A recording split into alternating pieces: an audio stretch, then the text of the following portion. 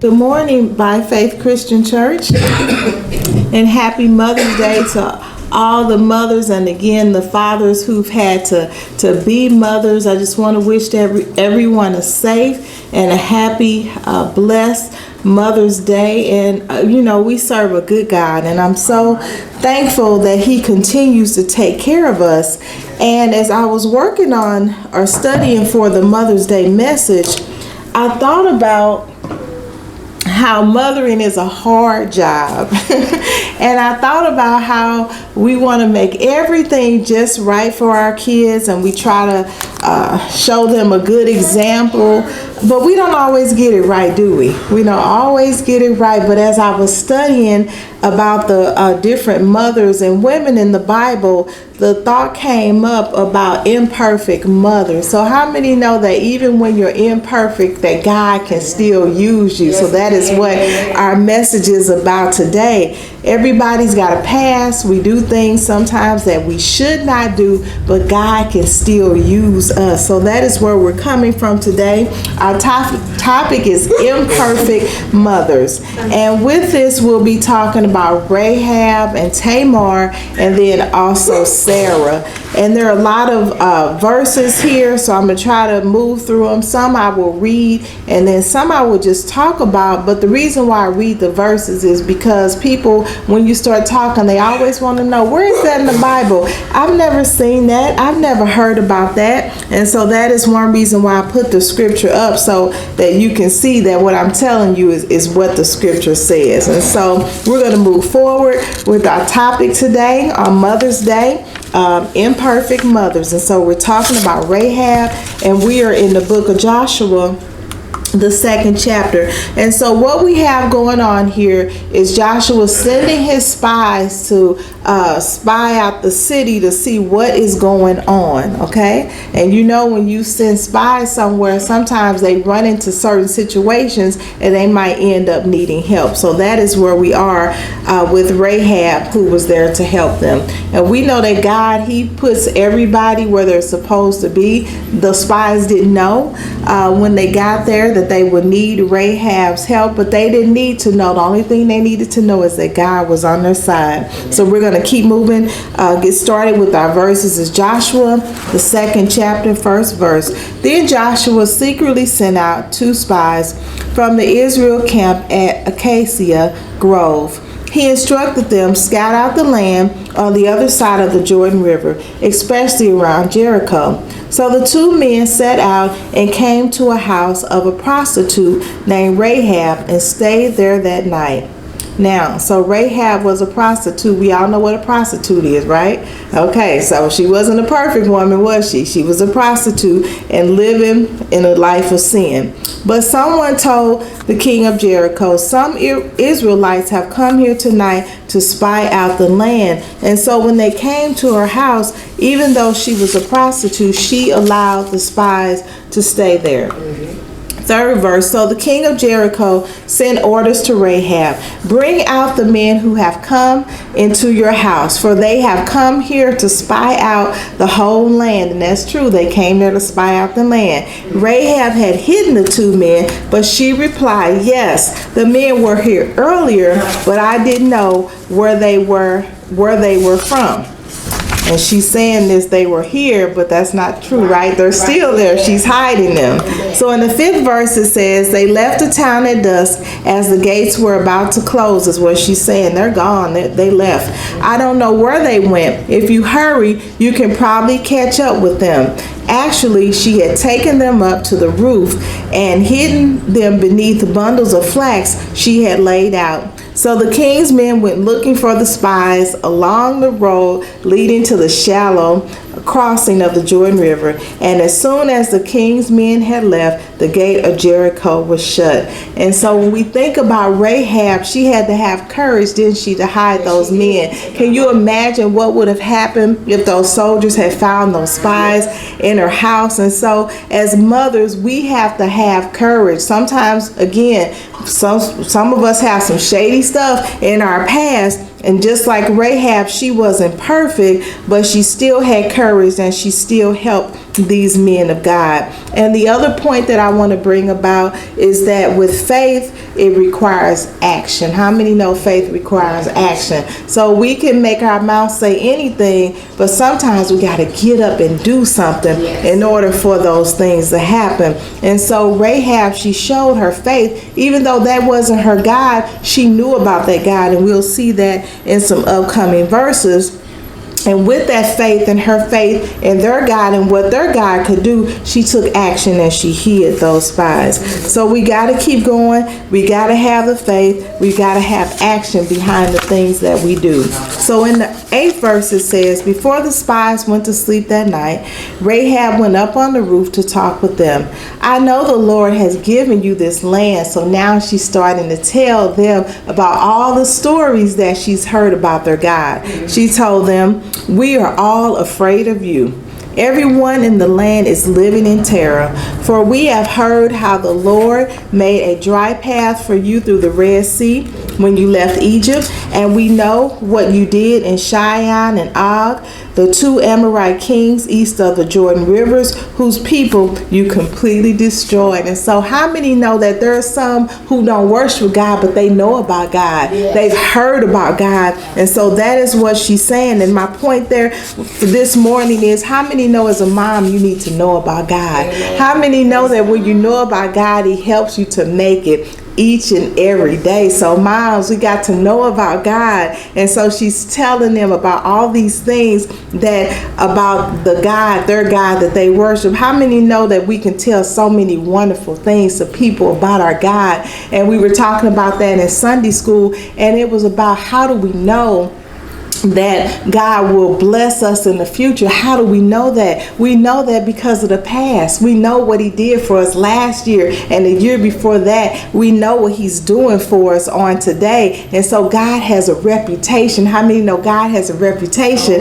And when He has a reputation in your life, you can continue to count on Him no matter what happens. So as moms, we have to know that on today, that God's reputation in our lives, when we have our testimony service, we're always talking about things that God has already done, right? Mm-hmm. But there's so much more and so much more hope for the future, and we have that hope because He has a reputation with us. So moms, we have to know God's reputation on today. So let's keep moving through our verses.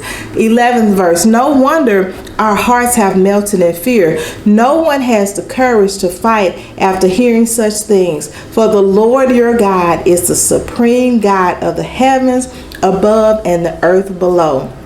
Now swear to me by the Lord that you will be kind to me and my family, since I have helped you. Give me some guarantee that when Jericho is conquered, you will let me live along with my father and my mother, my brothers and my sisters, and all their families. And so with this, she starts out talking about how they fear God, but then she moves over into faith. So sometimes our fear can move us into faith on today. So moms, you have to have faith. And I love this part where she says that He's the supreme God. So she knew that He was the supreme God.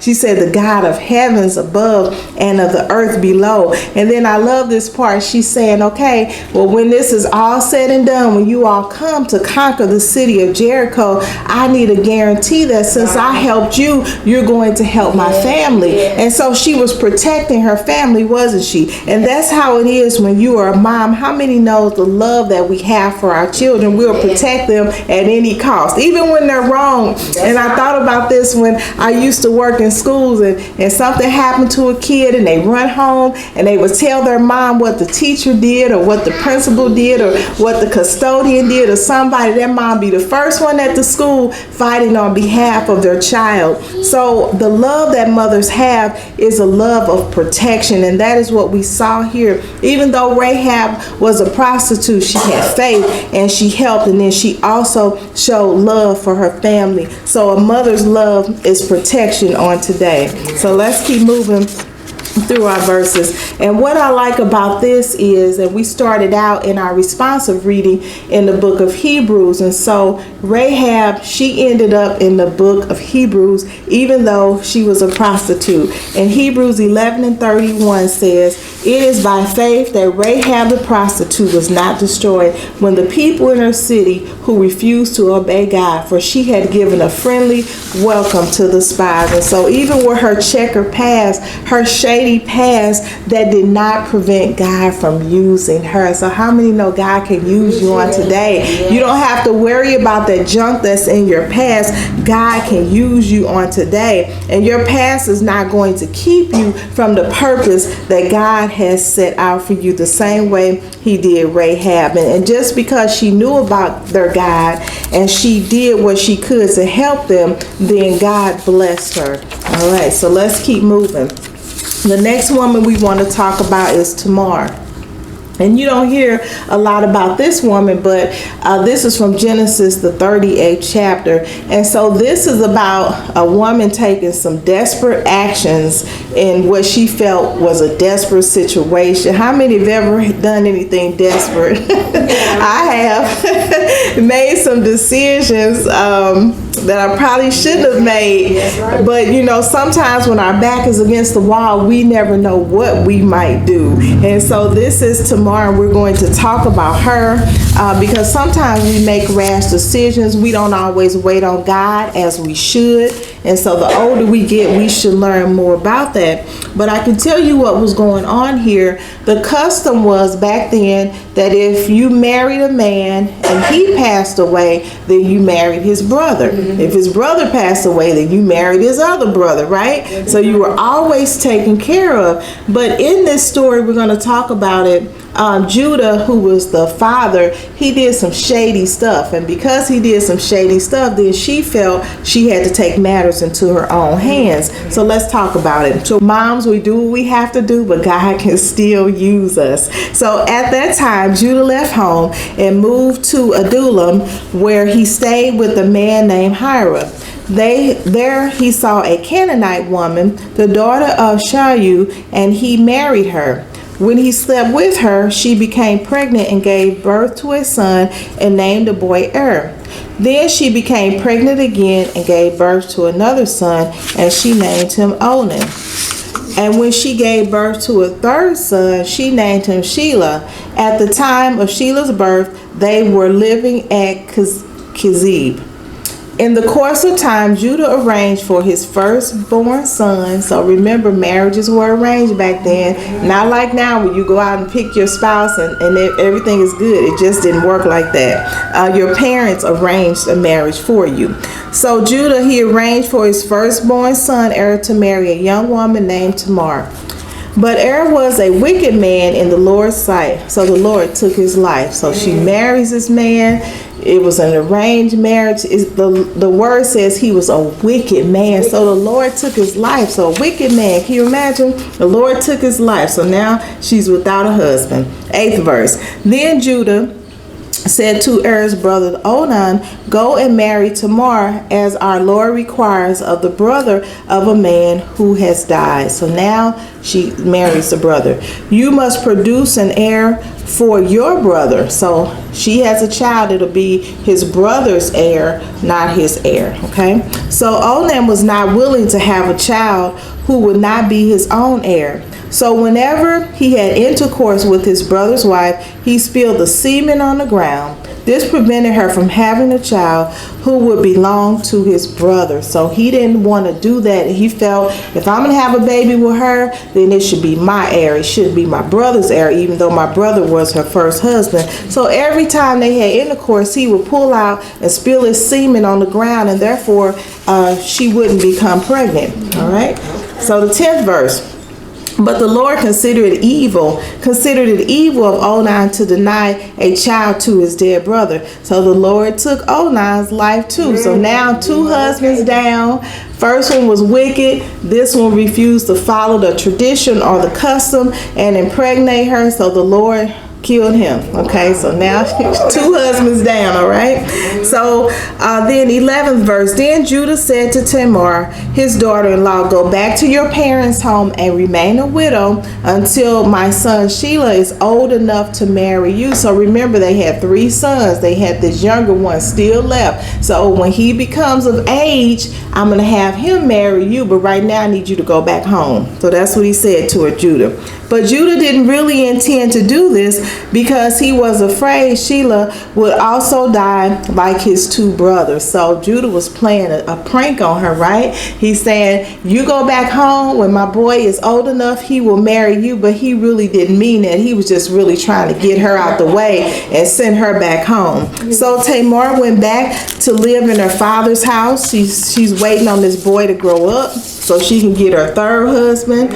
And all along, the dad is saying, I'm not really going to send that boy because, look, she done killed 2 of my sons somehow who were married to her. I don't want the 3rd one to have the same fate. So some years later, Judah's wife died, which is the father. After the time of mourning was over, Judah and his friend Hira, the Adulamite, went up to Timnah to supervise the shearing of his sheep. Someone told Tamar, look, your father-in-law is going up to Timnah to shear his sheep. So think about Tamar. She's home with her parents. She's a widow. She's wearing the little widow clothes every day. Years and years have gone by, and still she is not married the 3rd son. So the 14th verse.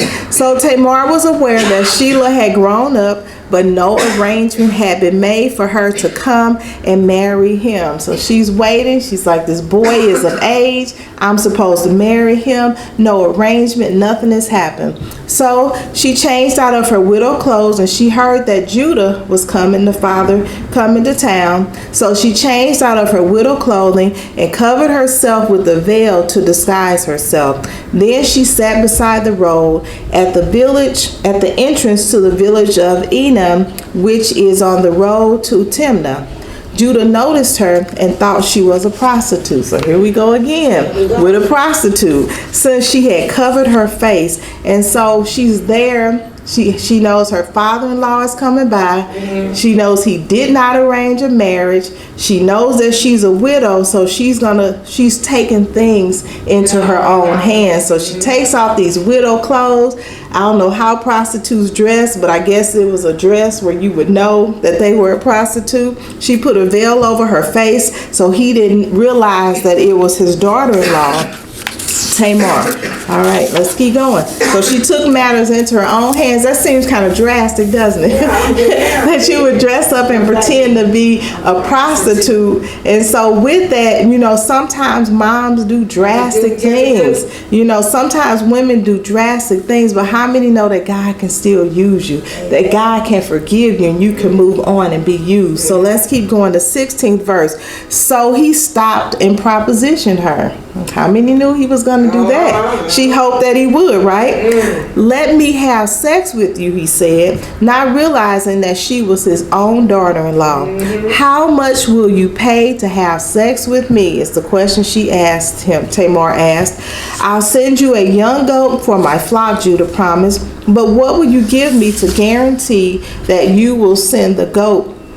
She asked. What kind of guarantee do you want? He replied. She answered, leave me your identification seal and its cord and the walking stick you are carrying. So he said, I'm going to send you a goat. And she's like, you got to give me more of a guarantee than that. So she had a drastic plan, but she was kind of smart too at the same time. And so back then, how many know that they had things that you could identify? So if you had a certain walking stick, you knew your stick when you saw it, and your cord, and then your identification seal, almost like your driver's license. It's almost like she was saying, leave your driver's license here, leave your cell phone here, those things those personal things that you could identify. And so he said, so Judah gave them to her. Then he had intercourse with her and she became pregnant. How many knew that was going to happen? Afterwards, she went back home, took off her veil, and put on her widow clothes as usual. So she achieved her goal, again, pretty drastic. I do not recommend it, but that was what she decided to do, and she ended up becoming pregnant from that exchange. So the 20th verse. Later, Judah asked his friend Hira the Adullamite to take the young goat to the woman and to pick up the things he had given her as a guarantee. So he kept his part of the deal. I'm going to send that prostitute that goat, and then she going to give me my stuff back, my driver's license, my cell phone, all my personal items, and then I'm done. I'm good. But Hira couldn't find her. So he asked the men who lived there, where can I find the shrine prostitute who was sitting beside the road at the entrance of Edom? Wherever, we've never had a shrine prostitute here, they replied. So they went looking for her, and the people were saying, we've never had a prostitute here. We have no idea who you are talking about. Because again, she just went down there that one time because she knew that they were passing by. So Hira returned to Judah and told him, I can't find her anywhere. And the men of the village claim they've never had a shrine prostitute there.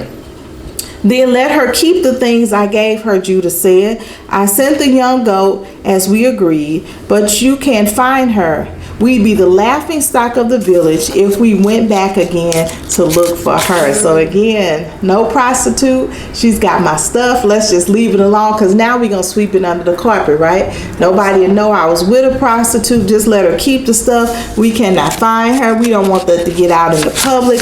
All those kinds of things in this cover-up. 24th verse. About 3 months later, Judah was told, Tamar, your daughter-in-law, has acted like a prostitute, and now because of this, she's pregnant. Okay, so she's pregnant, and now Judah is saying, my daughter-in-law, who I sent away, I didn't send my third son. How in the world can she be pregnant, right? So she done broke the custom, right? And she's pregnant. Somebody is always talking, right? And says she was acting like a prostitute.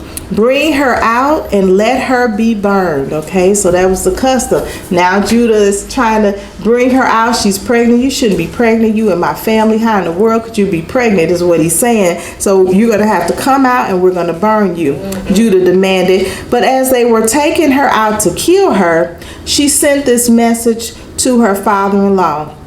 The man who owns these things made me pregnant.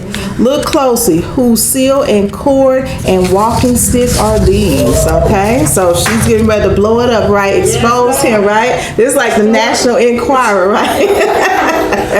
So before they could kill her, she sends the things back with the servants and say, you know, and what could he say when he saw his driver's license, right? And his cell phone and all his personal things, if you will. And so what we have to realize here is that Tamar, she took a drastic action. She took a drastic step. And as moms, sometimes we do that. We make mistakes, but God still used her. And so when we go on, she ended up having these children, these twins actually. And so she ends up being in Jesus's bloodline. Even after all of that, God still used her to be in Jesus's bloodline. And we find that in Matthew, the 1st chapter, the 3rd verse. It says, Judah was the father of Perez and Zerah, whose mother was Tamar. So after all that, how many know God really used her? I mean, that she was able to be in Jesus's bloodline. How awesome is that? And so sometimes when we make mistakes, God will use us. Moms, we're not perfect. Again, I don't recommend we go out and do what Tamar did. However, when we make mistakes, God can clean us up and fix us up. And he had to clean her up, because can you imagine she ended up in Jesus's bloodline? How good is that? All right, so let's keep moving. So the last mom we want to talk about today is Sarah, and this is a story that we all know. We're going to start off in Genesis, the 18th chapter, and we know Sarah, she was up there in age, and the Lord promised them a baby, and she's like, how in the world can we have a baby? Abraham is old, I'm old. What in the world is God talking about? So we're going to talk about that right now. So at the 10th verse it says, Genesis 18, then one of them said, I will return to you about this time next year, and your wife Sarah will have a son. Sarah was laughing at this conversation from the tent. Abraham and Sarah were both very old by this time, and Sarah was long past the age of having children. So she laughed silently to herself and said, "How could a worn-out woman like me enjoy such pleasure, especially when my master, my husband, he is also old?" And so, she laughed at God. She said, "There's no way this could happen, but it can happen because God had already promised Abraham that it would happen." So sometimes when we're involved in situations, we might not have the faith to carry it through or even believe, but how many know you can be connected to somebody who God has already promised something to? And that is what was happening here. So we'll keep going. The 13th verse. Then the Lord said to Abraham, "Why did Sarah laugh? Why did she say, 'Can an old woman like me have a baby?'" How many know that nothing's too hard for God? And so as moms, we have to remember that, bless you, that nothing is too hard for God. He can do anything. And I love the 14th verse. It says, "Is anything too hard for the Lord?" And that is what we have to remember. If we don't remember anything else today, is anything too hard for the Lord? And the answer is no. All right. So when we burned out, whatever the situation is, and it looks like as moms we can't make it happen, we can't carry it through, is anything too hard for God? I will return about this time next year, and Sarah will have a son. Sarah was afraid, so she denied saying it. So here she's saying, "I didn't laugh. I didn't say it couldn't happen," those kinds of things. I didn't laugh, but the Lord said, "No, you did laugh." How many know that God will call you out sometimes? And not that he'll shame you in front of other people, but he'll make you think about it. You'll convict yourself, and God will call us out. So in the 16th verse, now Sarah, Abram's wife, had not been able to bear children for him, but she had an Egyptian servant named Hagar. So let's talk about this. So even with that being the case, she's old, he's old. She's like, "Okay, God, I accept your promise. I believe it's coming, but I don't think it's coming through me." So she had this idea that I'll have you sleep with your servant. She's a younger woman. She's probably fertile. And that way we'll fulfill God's promise. How many know today that God does not need your help? He does not need your help. And sometimes we make decisions trying to rush God or putting our hands in things, and we don't need to do that. And so that is what she did. She had this bright idea. "Okay, God, I know you're going to give me a child, but it's going to come through another woman." So sometimes as moms, we make bad decisions, calling ourselves helping God, and God does not need our help. If he did, he'll ask us for it. So in Genesis 16:2, so Sarah said to Abram, "The Lord has prevented me from having children. Go and sleep with my servant." And Abram agreed with Sarah's proposal. So Sarah, Abram's wife, took Hagar, the Egyptian servant, and gave her to Abram as a wife. This happened 10 years after Abram had settled in the land of Canaan. Okay, so now she's like, "Take my servant, you impregnate her." Of course, she became pregnant. She did. Now, can you imagine how Sarah's feeling as his wife? Like, "Oh my goodness, what have I done?" So she became bitter and jealous, and Hagar was treating her with contempt. So Hagar was kind of walking around like, "Nah, nanny, nah, nah, I'm pregnant and you can't get pregnant." So she was clowning too. So they both were clowning. But this could have been avoided had she not given her servant to Abraham to impregnate her. So let's keep going. The 4th verse, and we talked about this. So Abram had sexual relations with Hagar, and she became pregnant. But when Hagar knew she was pregnant, she began to treat the mistress Sarah with contempt, and that's what I was just saying, like, "Nah, I'm pregnant, you not. Look at me now." Then Sarah said to Abram, "This is all your fault." So now it's his fault. It was her idea, but now it's his fault. And so sometimes as moms, we don't make the right decision. Then we look to other people and blame when we're the ones who started with the idea, right? "So I put my servant into your arms, but now that she's pregnant, she treats me with contempt. The Lord will show who's wrong, you or me." Okay, so again, decisions that we make. So let's keep moving. We're almost to the end of this. So Genesis 21. So what was happening here is they had the child Ishmael, and again Sarah, she eventually had Isaac, but it's almost like you hear people talk about like the baby mama, if you will. And so sometimes the baby mama is into it with the wife, and the wife never liked the baby mama kids, and they call it baby mama drama. So that is what was going on here, all from a decision to have her servant get pregnant by Abram. So let's move to Genesis, the 21st chapter, the 8th verse. When Isaac grew up and was about to be weaned, Abraham prepared a huge feast to celebrate the occasion. But Sarah saw Ishmael, the son of Abraham, and her Egyptian servant Hagar making fun of her son Isaac. So she turned to Abraham and demanded, "Get rid of the slave woman and her son. He is not going to share the inheritance with my son Isaac. I won't have it." So she took matters into her own hands and threw the woman out in the streets, if you will. told her, "Get going." And so Sarah was not being nice. She mistreated her servant, and it's hard to understand because this was all her idea from the very beginning. So think about that, moms. When we make decisions about things, sometimes we don't make the right decision, then we start to blame others. But how many know that God is faithful? And that's what I love about God. When we make these mistakes, when Sarah was clowning and doing what she was doing, that God still worked everything out. God can work through us no matter what's happening. So in Hebrews 11:11, we read this in our responsive reading this morning. It was by faith that even Sarah was able to have a child.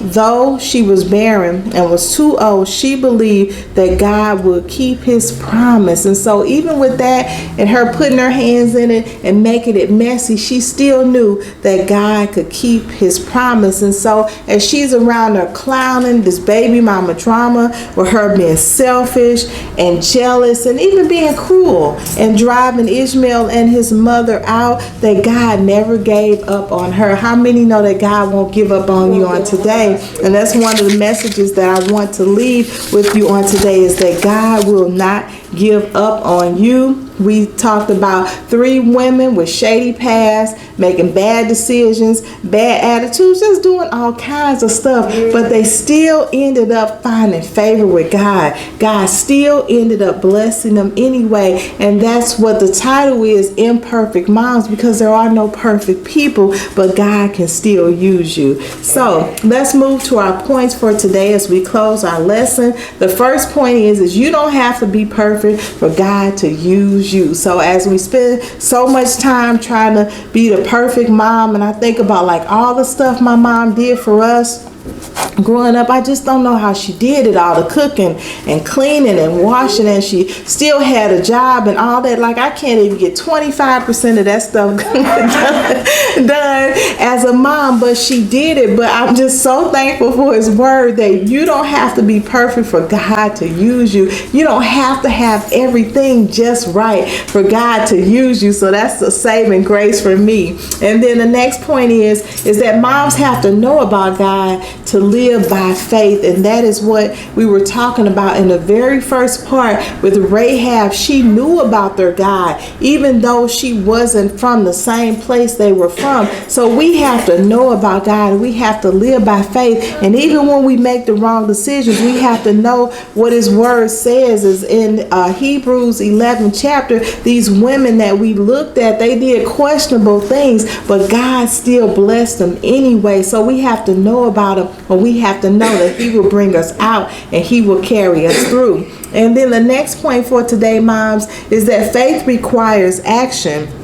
And so these women, they took some questionable actions, didn't they, in doing things, but they still had faith. It's just I don't agree with how they went about things. So faith requires action. So we have to keep that in mind. And with that action, it's just about getting up, doing something, knowing that God will carry you through. You know, when we think about all the things that we have to do, this is just a simple example. You think about, well, Lord, you know, I need to feed these kids. kids, I need a job. Well, you got to get up and look for a job, right? That's your action. He'll give you one, but you need to go out and look for one. So you have to have some kind of action with your faith. And then the next one, when we keep the faith, God will rescue us from our imperfections. And so how many know that when we trust God, He will rescue us from our imperfections? And I love it, you know, when I do something I shouldn't do, you know, God, He'll show me, you better not do that again. I'm going to let you by this time, but you better not do that again. And I'm thankful and I get it and I understand, but He will rescue us. But we have to keep our faith in Him, because how many know you can't rescue yourself? You can't make it all better. You have to ask God to help you to do better. And then the last point is the same as always, and that is that God is faithful. God can honor your faith even when you make the wrong choice. We simply just have to confess our sins and ask God to help us to not do those things again, and that He is faithful to honor us, and God will use us even in our imperfections. So may God bless and keep you. Happy Mother's Day. And again, the title of our subject today is Imperfect Mothers, but we have a perfect God that we serve. So may God bless and keep you, and I look forward to seeing you next time. God bless you. Happy Mother's Day.